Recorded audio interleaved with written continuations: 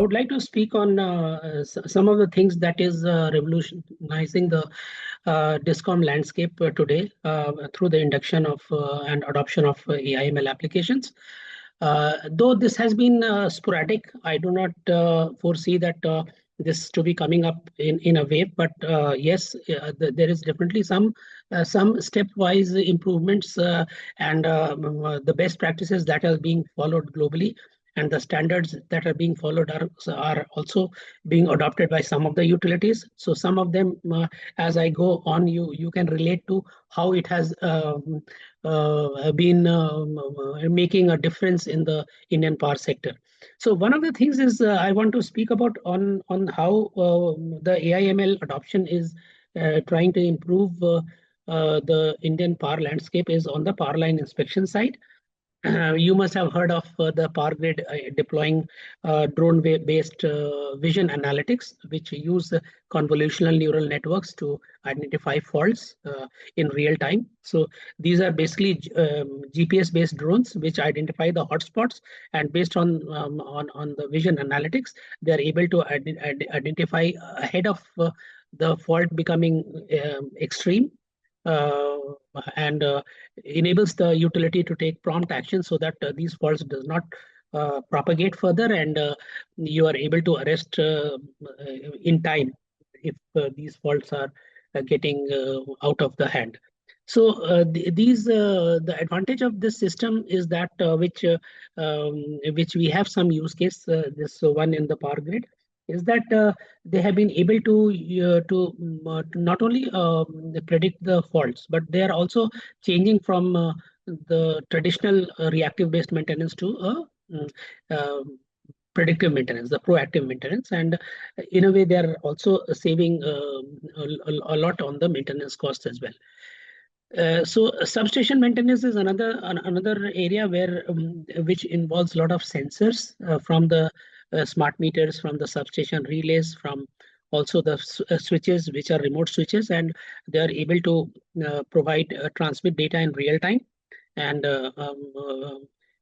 these data which is analyzed based on this, it provides better situational awareness and helping the utilities take actions to ensure that they can reduce the breakdowns. Smart grid is also is using AI, essentially because earlier, traditionally we do a lot of this power flow analysis and to identify losses, and also trying to build capacity in the network. So in the smart grid management, typically these technologies, AI/ML is helping to actually release capacities in the network. So they monitor the thermal gradients in the network. They also correlate with the weather, what is the best time and what is the likelihood of the touching the peak power, so that they can ensure that they have all the resources ready and they are able to switch the configuration in real time quick enough, so that to avoid the unnecessary loading on the network. So these are some of the things which AI/ML is doing, and apart from that, I would like to just let me. So in grid operations, there are different areas. I talked to the autonomous operations in when I was talking about the drone applications. But apart from that, there are other methods which has been adopted in the Indian power sector. I have seen one demonstration by Power Grid in which they have used autonomous robots which are equipped with sensors, which are actually doing the substation inspection, switchyard inspection in the real time, monitoring all the transformers, and as well as the circuit breakers and the isolators, the switches, the lightning arresters. So these robots are having those acoustic sensors as well as thermal sensors, which are not only monitoring the hotspots, the temperatures, but they are also monitoring the through the acoustics, different ultrasonic frequencies. If there are any abnormal sound which is coming out from any of these transformers, which could indicate that there could possibly be overloading, or there could be some kind of a circulation current, and unnecessary measures can be taken to reduce the load, so that the the network can be balanced and ensuring that the breakdown does not happen. Predictive maintenance are frequently being used, and Indian discoms are there are instances where Tata Power Delhi Distribution Limited. I was there to give one of the trainings there, and I could see some of the initiatives that Tata Power Delhi Distribution Limited have adopted in the predictive maintenance of their transformers as well as switch gears. So similarly, as far as this predictive maintenance are concerned, there have also been some use cases where BSES Rajdhani Power has also adopted. So, what happens is that when you are getting so much of data which is coming from smart meters, then they use certain AI algorithms to analyze the load profile, and they also correlate with the weather, so that if there are any faults, they are able to correlate as to what could be the reason. So the entire historical analysis is also being done. Without AI also it was being done earlier, but most of the time, with so much of data, sometimes the accuracy was not, and the analysis was not very accurate. But after implementing this AI, they are not only analyzing the historical data, but they are also using the monitoring the weather, so that they can predict what kind of weather will be like in the future in terms of in terms of the ambient temperature, and if there are cloudy condition, and also the load patterns. So all these things are are actually used by the AI engine to foresee what will the grid state be like. Then outage management and system restoration. See, there is one important aspect of the substation automation, which is called fault location isolation and system restoration. So these are offered by many of these applications which are already being used in India by the discoms, by Schneider or Siemens or ABB, and also GE. And now recently they have started introducing the AI models as well, so that you can model your AI based on the outage history and also the network state, so that you can get important insights from the AI models. So the data will train those models, so that over the period of time it becomes better and better. And forecasting is another one, which in data analytics, which is where AI is being used frequently.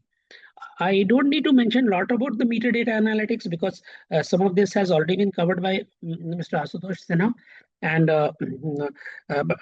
but one of the things that definitely would merit discussion here is about how these are being used for theft analytics and also tamper analytics. So this has also been being done by BSES Rajdhani. Then they are able to reduce the non-technical losses, because they are implementing AI to actually for anomaly detection. So electricity demand forecasting I have touched upon. And this is a very complicated area. You need a lot of data. You need to integrate the weather sensors. You need to analyze the energy consumption pattern. You also need to see the historical data consumption, based on which the electricity demand can be forecast. And accordingly, the discoms can prepare their networks in order to meet the demand and reduce the demand supply gap. And AI tools are being used. Different algorithms are being used for this thing. You must have heard about random forest, which is one of the algorithms of AI for this demand forecasting. Then earlier, just digital twin is something which is being used by many utilities in India already. However, lately they have also started culling the digital twin data and applying those data into an AI engine, so that they can predict better, and they can also enable improvement in the asset life, and implementing this proactive maintenance, remote monitoring, this could be possible because a lot of IoT sensors are also being deployed. The communication system are now faster. We have better standards now available, like IEC 61850, which helps in binding all these different intelligent electronic devices to provide better output. So energy data management is something which requires a lot of inputs from SCADA, from smart meters, and all these data are actually substation automation system as well, and then also your ERP like outage management system, asset management system, and all these data are actually aggregated, and then various analysis are being done, and AI is used to provide important insights, including certain insights on improving of energy efficiency, also monitoring the carbon emissions so that they can take actions to reduce the carbon footprint and improve sustainability. So then last but not the least, I would also like to comment upon hyper-personalization quickly, because this is something where the demand-side management, the ethos of demand-side management has to reach at the consumer level, where consumers are actively participating in saving energy. So hyper-personalized messages are sent to the consumers. I've been involved in projects where these hyper-personalization signals are helping consumers save their energy costs. So this is the future of next-gen utilities now, and most of this AI will be driving.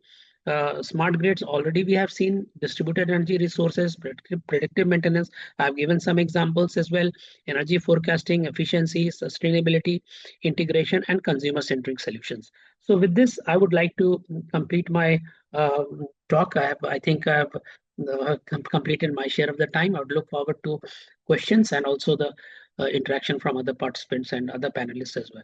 Thank you so much.